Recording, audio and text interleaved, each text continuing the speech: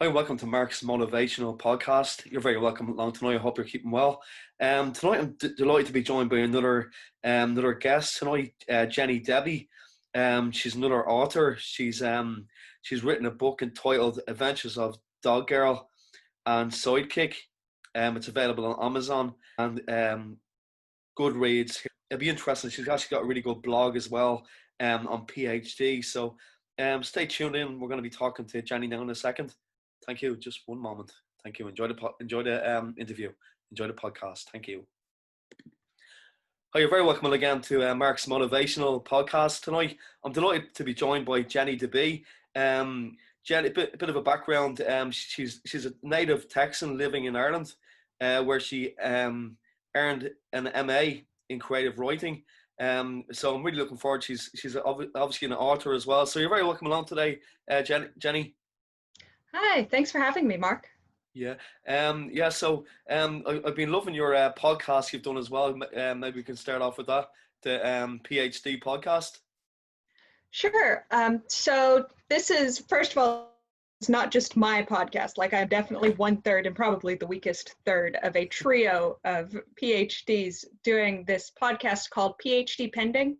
Mm-hmm. We're all myself and Aideen Reagan and Ann Mahler, Dr. Ann Mahler. She has recently completed her PhD, finished her Viva and everything. Started this podcast. We've been thinking about it for a couple of years now, but we started recording episodes and putting them out there this summer when COVID hit and we were all locked inside. Yeah. But just as PhDs, as people who study literature, who study humanities extensively, we had realized that there don't seem to be many podcasts for people studying the humanities. There are a few for people in the sciences, that sort of thing. And we wanted to fill that gap. We wanted to offer our opinions, any tips, any support that we could to other PhDs out there, particularly as hard as it has been this year for everyone, but for academics in particular. Yeah, that's brilliant. Yeah, because I've been listening to the last while, and they're really, really good, like for helping people who are in college, and I think it's really, really good at what you've done, you know. And obviously your book as well. What's that called, Jennie? My book is a complete 180 from my PhD in a lot of ways. It's about superheroes. It's titled The Adventures of Dog Girl and Sidekick. Brilliant. And it's, I am, in addition to being, many things, a PhD and a podcaster and narcoleptic and whatever you want to say, I am also a massive nerd and love superheroes. Like, I was raised on the Batman cartoon, and I'm thrilled with all the Marvel things that are coming out. I'm very excited for the Snyder Cut next year, like all of that. Yeah. So one day I sat down and started writing my own superheroes and published a book about it earlier this year. Congratulations, that's great. And you publish on Amazon, is that right? Technically through a little indie publisher called Dreaming Big Publications, but they're the ones who put it on Amazon, and I'm pretty sure that it's the Amazon printing, and to an extent, yes, on Amazon. Did you find it hard to get a publisher at the time? I did. I sent out a lot of emails and letters and hard copies, and everyone, any author who has gone through this process knows that sending out your packets, your novel to different agents or different publishers, it's a little different every time. This one wants a cover letter in the first 10 pages. This one wants no cover letter, no identifying features in the first 50 pages. This one wants your best 5,000 words, no matter where those 5,000 words happen in the novel. This one wants you to show that you're familiar with the other books that they have edited, that sort of thing. So I went through that process for 2 years, give or take. Oh, God. And then a friend was working with this little indie publisher and told me that they had an open call and that they were publishing things that were not as good as my novel because she had read this novel. So that's great. But they say that, like, to have an actual publisher, it kind of keeps you on your toes as well, Jennie. Would that be right? To kind of get it finished, like. It does, and it makes you see your book in other ways. You know, I've sent my novel out to my beta readers, and my beta readers are all friends. Yeah. So, and they're extensive readers and they're great and I love them, but they also like to give compliments rather than to say, and by the way, this is a plot hole and you need to fix it. Yeah. So sending it to the publisher, sending it to these people who had no emotional attachment to either me or my work, and were willing to say, by the way, you do realize that this is a massive plot hole that you need to fix, Yeah. or that this section, this 2,000 words here in this chapter really aren't working, or whatever, something. So having that completely outside, or not completely outside, advice, experience helping me craft this novel into the finished product was really, really helpful. Yeah.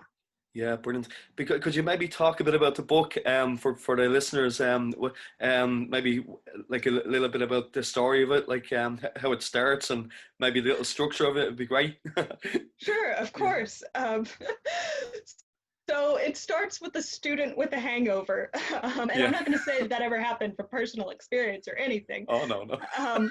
But this is my protagonist is a college student named Carissa Dog, Right. Carrie for short, and she is just a college student. You know, she's studying literature because, of course, she's studying literature, and Mm, she's working in the tutor office, tutor center at her university. And one day, this weird little kid comes in. mm, He asks for help with Spanish homework, and she gives him help and sends him on his way. And she's like, well, that was, another day in the life. Um, she also lives in a world where superheroes are a known and accepted thing. Like there's this massive organization of superheroes. Through a series of events, she figures out that that weird little kid is actually the sidekick to her local super. She has discovered his secret identity, mm. and the kid essentially decides that that means that they must be friends now. That Yeah. that she must now kind of enter this world. They've decided to trust her with their secrets as supers, and so she becomes slowly involved with this kind of shadow world of supers and their investigations and the work that they do, the work that they don't do. At one point, like there's an alien invasion that happens one night because, of course, we're in comic book world. Yeah. Of course, Yeah. an alien invasion would happen, and so she watches it on the news that night. And the next day, she talks to the sidekick, and she's like, "So, what was that about?" He's like, "I don't know. That's not my department. I am there to fight the battles, and then I go fuck off somewhere else, basically." Someone else handles the political stuff. I'm just here. Yeah. um, so Yeah. That that's sounds. Yeah. That sounds really good. I must get my hands on that. Like yeah. What's the name of it again? The Adventures of a Dog Girl and Sidekick. Oh yeah, yeah. I must have a look because it's great now to be able to get the books so easy, like on Amazon, isn't it? It's really good. Like the way I love to read the books on my phone, like or like in the laptop. It's great because they're so. I know everybody likes to have a physical book as well, but it's just so convenient, isn't it? Really. It really is convenient to have the digital copies. Mm, It means that my library can be so much bigger. Like I don't have to worry about hauling books around where I'm living in Ireland and then I come home to the States for holidays. It's not every book that I purchase in Ireland, every physical book is something that I have to say, okay, will I be willing to leave this here or willing to sacrifice that weight and that space eventually when I move back to the States, if I move back to the States. And with digital copies, like I don't have to worry about that. I will always have my digital books with me. yeah, So yeah. so that sort of thing, like it's a load off. It's always, we all love to have the physical copies. I love to go to readings and get books signed, that sort of thing. But just doing the Kindle thing, the digital version is really, really nice. It is, yeah. And you're from Texas originally. How long are you living in Ireland yourself? How long are you over here? I've been in Ireland for about 5 years now. I 5 years, moved yeah. over in August 2015. Yeah. So you must like us if you're hanging around hanging around that long. I do. I have loved Cork. I adore UCC. I miss UCC, you know, now that we're all I locked know. off Yeah. campus essentially. But I have loved the Irish people and the Irish culture. Yeah, it's Yeah. it's Yeah. been wonderful. Yeah. And how long are you in your last year of college at the moment, Jenny, or? I am in my last year of my PhD. I'm hoping to Okay. graduate in, I think May is the date that I'm shooting for right Wow. now. Oh, the best of luck with that. That's really good. And you're a teacher as well, Jenny, aren't you? Yes, I teach a seminar and a few tutorials at the university also. Oh, So yeah, great. I've been, sorry. Oh no, you're okay. Sorry, Go ahead. yeah. So you're what's is there a big difference between Texas and Ireland? Like would there be a bit like big difference kind of in the culture kind of thing, Jenny? Yes and no.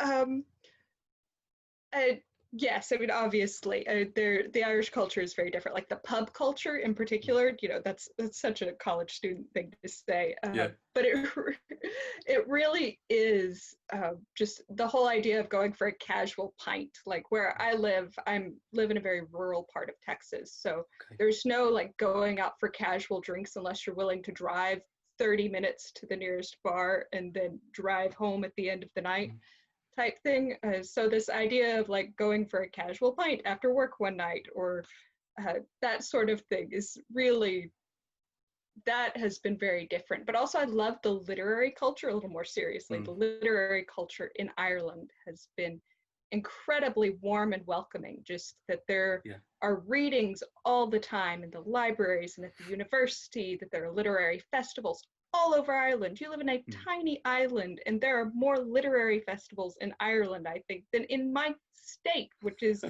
massive, and so many more millions of people.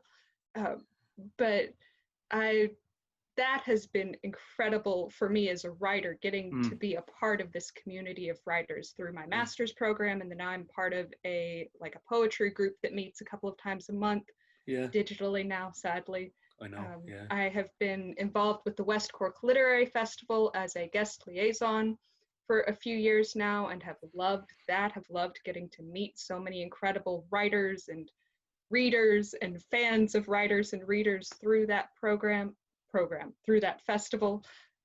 So just, I love how nurturing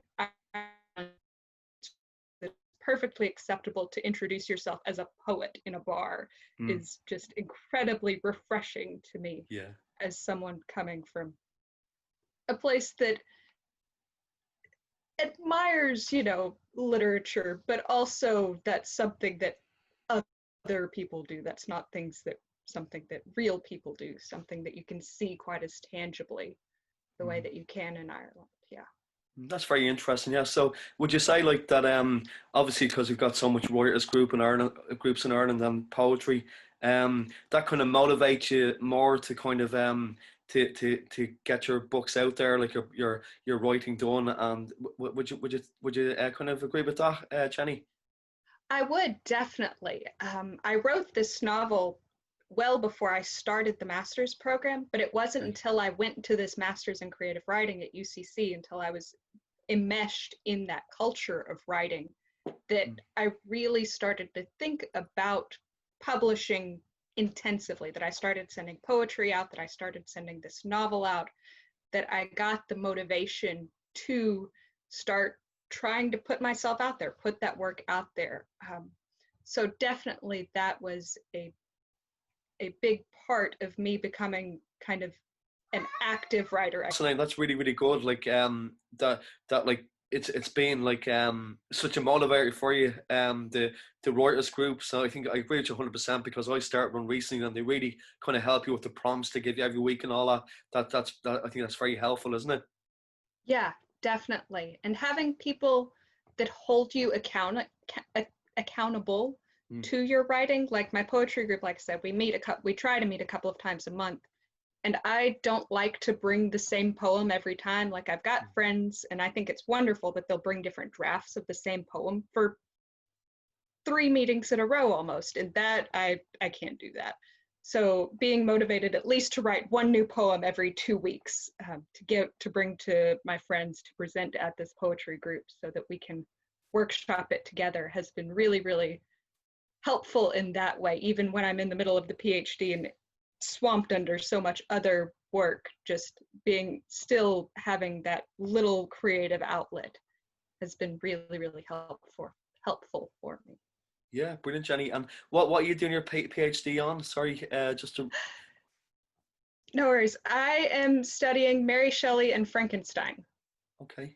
Are my PhDs. I love science fiction and obviously, again, superheroes. And I think that she was a absolutely fascinating woman. And Frankenstein, for all of the research out there, is an understudied book. At least that's my argument, that people aren't studying it quite the right way.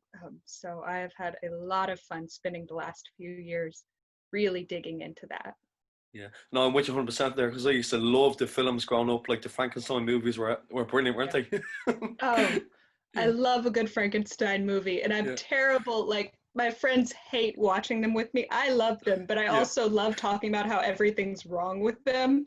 Like, no, we're just here to watch Daniel Radcliffe be silly, like, in a Frankenstein movie. Stop. I'm like, actually, shut up. But yeah. But and so just getting back to your book as well, did you have a kind of a way you structured your book? You know, what I mean by that is, like, did you kind of have a kind of a system where you'd write a certain amount of chapters in say a month, or what way did you kind of have the time to do it yourself? I wrote it primarily within, like, the first draft came together really quickly. It came together within a month and a half, mostly over a Christmas break. So that I was off from college at that point. I had that time, except for, dealing with my family, who was not necessarily happy that I was ignoring them on Christmas Day to sit there and write my book. But anyway, so that was my primary chunk of time. I'm not very good about plotting novels out. I know people who will sit there and they'll do, okay, this story beat, this story beat, this story beat. Before they even start writing chapter 1, they know every story beat all the way through. And I'm not quite there. Like, I know the beginning, and I have a rough idea of the middle, and I know exactly where I want a novel to end. And when I'm going through the process of writing it, I don't have, like, I'm going to write 1,000 words today, or I'm going to write 3 chapters in 3 weeks, or anything like that. But I never completely finish an idea when I'm writing, so that I always know where I'm going to pick up the next day or the next week. This is from the Texas Poetry Anthology 2021. So I try not to write a story thread or a plot thread all the way out in one session, just so that I've got that little bit of overlap that I can pick up, and I know at least immediately what happens next when I start writing again. Hopefully the thread keeps pulling from there. Sorry. Yeah, no, that's a great way of doing it, Jenny. That's really, really helpful for anybody that's listening who wants to write a book or in the process of doing it, because that's great, because it's actually funny, because I had somebody else on the podcast who done it totally differently. They had all the homework done beforehand, and then it's all you probably agree with me. There's no right or wrong way to write a book. It's whatever way you can kind of, whatever your way is, really, isn't it? It's whatever will put your pen to the page, as far as I'm concerned. If plotting the entire thing out, if you've got a timeline, on day 1 this happens, and at the end of whatever time period you're wanting to cover, this is where you end up, and every day in the middle you've got a bullet point for it. That's great. Good for you. I wish I was that organized. I'm just not. And so this fairly unstructured freeform writing, I guess, I don't know, has been really my method for as long as I've been writing. So again, whatever works for you, every writer, every person is different. However you get the work done, good for you. Yeah. 90% of people who say that they want to write a book never write the book. So however it is that you get through it, that's incredible. Yeah, no, I can connect you big time there, Jenny, with that, because when I wrote my book, written my book last year, I kind of had the same thing. I had all the ideas in my head, and like of stories that I told the kids through the years. So I had all that information in my mind. So I just basically typed it out, kept it going, like and like wrote it out. So it's a good system, isn't it? It is. Yeah. If it works, once it works, and you've got it done. Yeah, exactly. Whatever works for you is what's best for you. Exactly. Yeah, well, that's great. But yeah. So did you have kind of did that in particular motivate you to keep going in your book? Did if Anthony can think of that motivated you to keep going, if you were feeling like, oh, I'm not really in the humor of writing this week, or everybody has that kind of kind of time. Did you use any kind of technique or anything like that you could share with us that you used, Jenny? I don't have many specific techniques. I can't write into silence is one thing, I guess. Everyone has kind of this specific space that they need to be in, whether a physical space or a mental space to write. And I cannot write into silence. I have to have music of some sort. And I have figured out that video game soundtracks are really, really helpful for me. Like Assassin's Creed in particular, they've got some great soundtracks. Because they're designed to motivate a player to keep going. So that's getting that really kind of high energy music has always helped me. And I am an avid reader. I love reading, and I'm always interested in new books and new ideas. And when there are things out there that I can't find, that someone hasn't written for whatever reason, then I'm motivated to fill that gap. Brilliant. In a lot of ways. And that's where I'm at. If I think this idea is interesting, I'm probably not the only one. So I should write it. I should fill it. I should present that story to the world in the best way that I can. That sounds like a great strategy. Like, that sounds like a strategy in itself. That's really good, Jenny, But I love your hobbies as well that you mentioned in your bio as well. You might just share a few of them with us there. Oh Lord, what did I even say? I enjoy going to brunch. I miss brunch terribly. Like, you have no idea how much I want to overpay for a piece of French toast and a mimosa right now. Yeah. Oh Lord, I'll have to call up the bio and see, or do you have it here as well? I have it here. Just 1 second. Sorry, I have to grab my glasses. Let's see. Typical millennial things, something like that. My cat is thoroughly unimpressed with all of my accomplishments, I know, which is an absolute shame, as you can see. He was just screaming at me a minute ago. Yeah. I have a blog that I very occasionally update. Your blog sounds really good as well. Yeah, and I can just see them there. So it's your first novel, and when not reading or writing or teaching, you enjoy typically millennium pastimes like eating, brunch. Yeah, very good. That's brilliant. Did I see you play a bit of music as well, Jenny? Do you play a bit of music? I don't. I was in the high school marching band a lifetime ago, and the day I graduated is the day that my clarinet went to the top of my closet and was never seen or heard from again. Okay. I adore music. I love listening to a very broad range of music, and some of that comes through in my novel. References to 80s rock in particular, but I don't play in any real sense of the word. I love singing in the kitchen while I cook, that sort of thing. Yeah, brilliant. Yeah, like us all. But yes, exactly. But what was I going to say to you? Yeah, so that's really good. I really appreciate you coming on tonight to the podcast. What if people want to find you? What's your email address or what's your website again? I know I have it, but just for people who are listening. So my website is Jennifer, Jennifer, DeBie.com. You can find me there. You can find me on Goodreads or Amazon, Jennifer DeBie and the Adventures of Dog Girl and Sidekick. My website has a contact me web page that you can fill out, or if you'd like to email me directly, email me at Jennie, Jenni, .debie@gmail.com. Yeah, that's really good. Yeah, no, because people want to check out your stuff and buy your book and all that. Because if you want to, I'm going to put them on the show notes, all your information for people to contact you anyway, like in your book. So I'll do that for you as well. Thank you. And if you could put the podcast information out there also, I would be greatly appreciative. Yeah. Oh, no, of course. And is there anything else I haven't asked you that you'd like to mention to people, Jennie? Nothing that I can think of. Just thank you for interviewing authors and for doing your podcast, for being a voice of light, for giving these motivational tidbits in these dark times. Yeah, but it is great to kind of help people. Like, even we're all kind of helping people. Like, by you writing your podcast is great as well. Like with your friends that you do. What's their names again? Sorry, I was listening to it. The name of the podcast is PhD Pending. You can find us on Twitter and Instagram at PhD Pending Pod. And my co-conspirators in this podcast are Dr. Ann Mahler and Aideen Reagan. Brilliant. No, you got to check this out, guys. It's really, really good. Really, really good.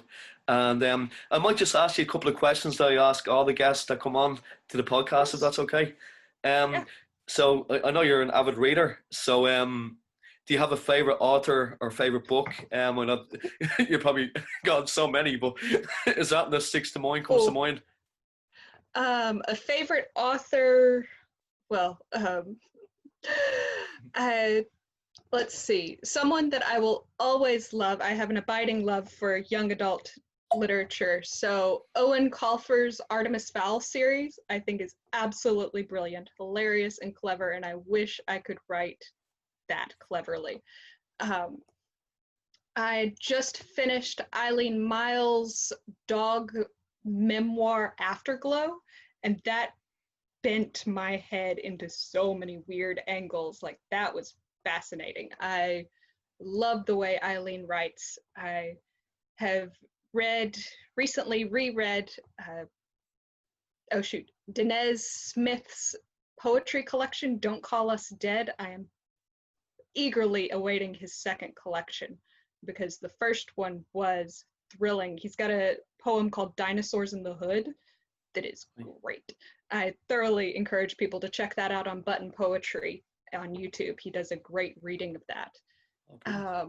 Lord, what else am I reading right now? I'm reading a Texas author named Teddy Jones, who writes like really specific Northwest Texas panhandle literature about these great massive open spaces, plains, where you can see for a mile and not have anything between you and whatever it is you're looking at.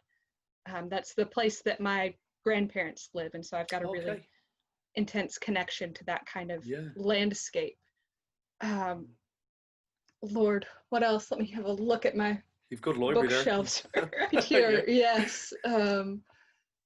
I've been reading, God, too many things. Friday Night Lights, what's it? It's another Texas book whose author I never remember. H.G. Bissinger. The TV show is great, but the book that it's based on is even better, I promise. The book is always much better. The book is always much better. Yeah, even for films and books, like the book is, you're better off watching the film first because you'll be disappointed. Because you'll be so disappointed. Yes. Because your imagination is so good, like, you know, for reading, isn't it? So would you like mostly fiction books, or do you like any non-fiction? Fiction is mostly what I read because I get so much nonfiction in with my PhD. I primarily, when I'm trying to turn off, I do fiction. Though I do enjoy, like, a good memoir is really fun. I like a good biography of someone.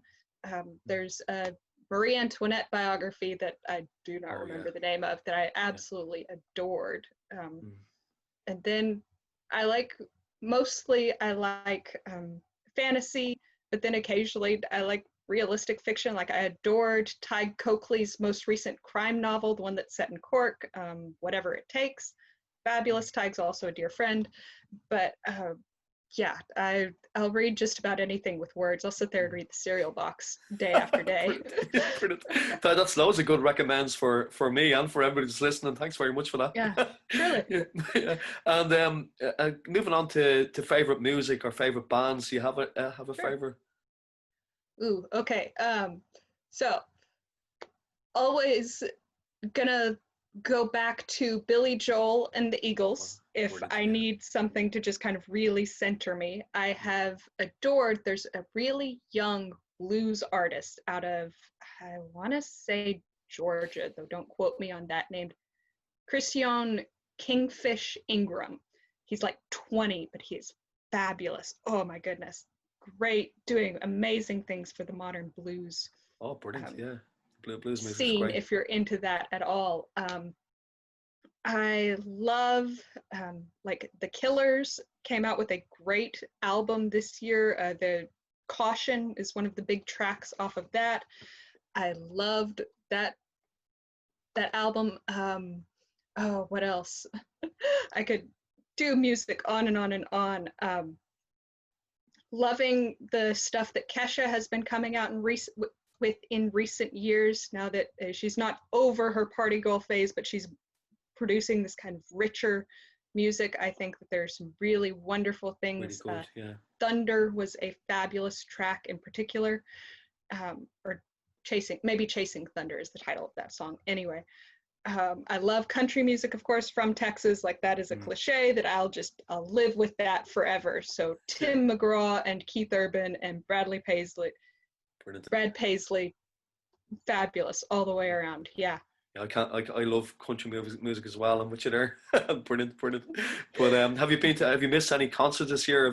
Were you meant to go to any gigs this year?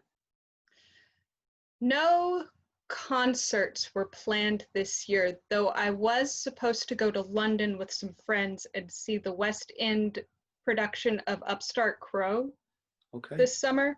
And I was very, very sad about that. It's for those of you who don't know, it's it's a comedy based on Shakespeare writing his plays, essentially. It's from the guy who did Blackadder. And it is so funny, whether you know Shakespeare or not. If you know Shakespeare, it's got really wonderful in-jokes. But I was very, very sad that our trip to the West End was curtailed, you know. Yeah, because London's a great place to go to, like even for nightlife and all that. It's great. Yeah. Yeah. Fun, But hopefully next year things will start getting brighter and we can start going to all these things. Hopefully, are they going to reschedule that show? They probably will. I think that they have, they had to cut off the run in the middle because of COVID, and I think there are plans to reopen it at some point early next year. I need to have a look at when, vaccine schedules are going to be happening, how the reopening is going in London and in Ireland. I have honestly no clue. I haven't done enough research into Yeah, and it's terrible, like for people that are in college at the moment and all that, like not being able to enjoy the normal college life, which I didn't go to college myself, but I know the Freshers Week and all that kind of stuff this year was out the window, really, wasn't it? It's pretty sad for anybody that's in college. It was, and my heart aches for all of these 18-year-olds. They're away from home for the first time, and they just want to have that college experience. As much as I get very, very frustrated when they have their house parties and, you hear the stories of 30 people in one house and no one was wearing masks and all of that. I also feel really bad for them because I got that. I had my college parties, I had my house parties with friends and my nights out. I'm old, I'm almost 30 now, and gotten a lot of that out of my system. But for those that's not old. But you stopped. That is not old, Jennie. But for the teenagers away from home for the first time, or the people in their final year who just want to have that last fling before they go into the real world, my heart aches for all of them. That's very tough. Well, hopefully, things are looking good on the horizon. So, fingers crossed that it'll be all made up for, and everybody catching up and everything that didn't happen this year, you know. But there's going to be some celebration when things open up again, like for properly, like, you know. Oh my God, you know, I can't wait to go to a bar and like elbow my way through people. Yeah. You won't care about people nudging you anymore, like you. Oh, exactly. Because you used to like, please stop nudging me. I thought you're okay.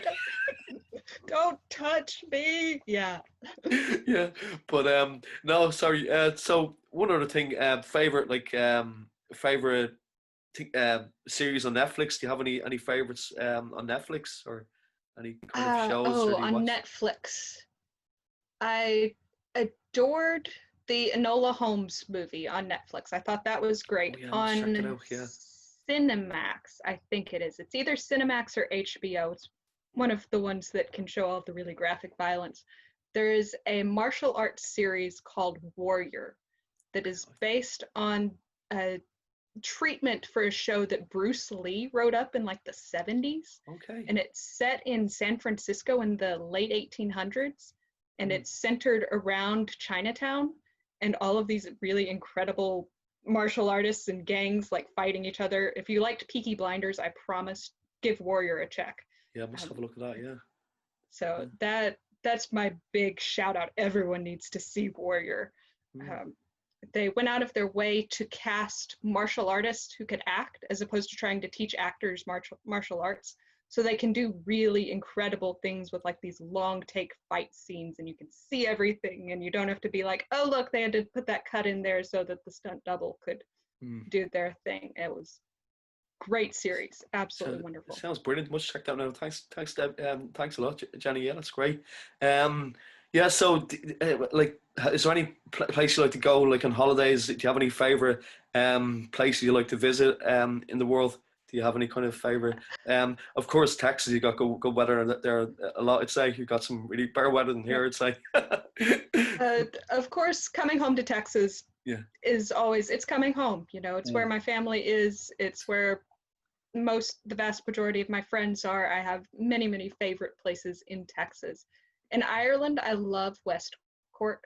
I love going out to Bantry and Dingle and that area. Just that rugged coastline is breathtaking. And I love Italy. I've spent a summer with NYU has a campus in Florence where they do these like summer-long poetry workshops, and I did one summer. What was it, like 2014, in Florence, and I have loved Italy ever since. It's every chance that I get to go back. I adore getting back to Italy, and Florence in particular, Tuscany in particular. Yeah. Oh, it's a great place even to go, like in a round trip around Italy. Like, it'd be a fabulous holiday. Yeah, I really hope your family are doing okay in Texas as well, Jenny. I hope they're all doing okay. Thank you. Yes, we're all pretty isolated out here on the farm. We've done a good job with our social distancing. I hope your family as well, Mark. Yeah. It's very hard for people like in like medically and obviously people who've lost their jobs. Like financially, it's very tough as well. You know, for like, you know. But heart goes out to everyone like yourself, like everybody like at the moment who's been suffering in one way or the other. You know, it's very hard. So let's hope brighter stuff for 21. Definitely, yes. Yeah. And just one other thing, if you could give anybody advice on writing, if they haven't wrote before, a book before, could you give anybody advice, because you've written your book and published, so congratulations. Could you give anybody any advice, Jenny? Don't expect the first draft to be perfect. The first draft is always going to be shit, and everything can be fixed. All things are fixable. Just get it out to completion, and then you can go back and you can fix it. You can make the language prettier. You can make your characters stronger. You can do all of these things in edits. Don't try to get them right the first time necessarily, because you'll drive yourself mad doing that. Yeah, that's brilliant advice, Jenny. Thanks very much. So thanks a million, Jenny, for coming on the podcast. I really enjoyed talking to you, and all the best with your future endeavors. Thank you, Mark, and to you as well. Yeah, yeah. So thanks very much, and sure, we hope maybe get you on the podcast again when you've written your next book, or Of course, yeah, yeah, yeah, anytime. yeah. But yeah. So all the best. Thanks very much, Jenny, to be for everybody, and I'm going to share all your information on the show notes. Okay. All right. Thank you, Mark. Thank you.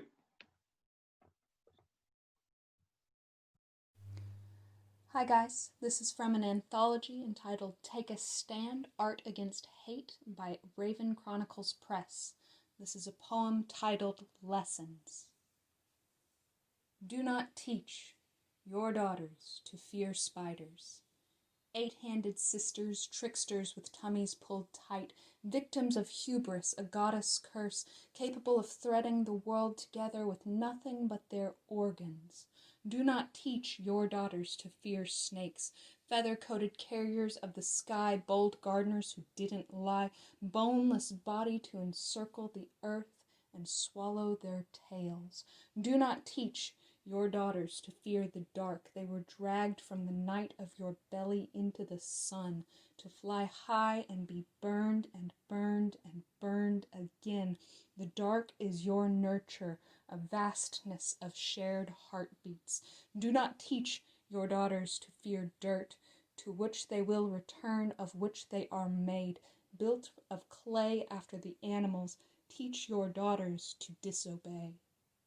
Do not teach your daughters to fear deep water. Great mother monster, the first before land or light or God to speak them into being. Alien deeps that gave rise to the sum of all parts. Theater of war, safe passage promised, chained voyage, journey to the edge of the world that does not fall. Doldrums, currents, and reefs uncharted. Teach your daughters to sail, swim, and hear whale song, to carry the serpent, to free the spider, to walk by night with dark crescent smiles beneath their fingernails, to unwrite the legends scripted by chisel and stone. Send your daughters out to learn. This is from the Texas Poetry Anthology 2021. It's a poem entitled Home. Home is the place where the oxbow lakes smile like Cheshire cat moons, and the stars hang so low and so fat they can be plucked from their clusters like crab apples or plums or wild muscadine grapes, too sour to bite but sweet, so sweet. When pressed through Mama's funnel juicer, spun into jellies, and smeared onto the loaves she bakes with her Herman starter, 6 months younger than me. Home is the place where the trees lay like lace against the vast sweep of the night sky, and the grass stretches hungry fingers to a sunlight so dense you can hold it between your palms, like dirt, like clay, like the rich, rich mud and the thick red stones that give home its name. Home is the place where the water tastes like it's pulled from the veins of the soil, drawn up through our well like blood through a needle, like life given by the pint, like the marrow of the earth distilled.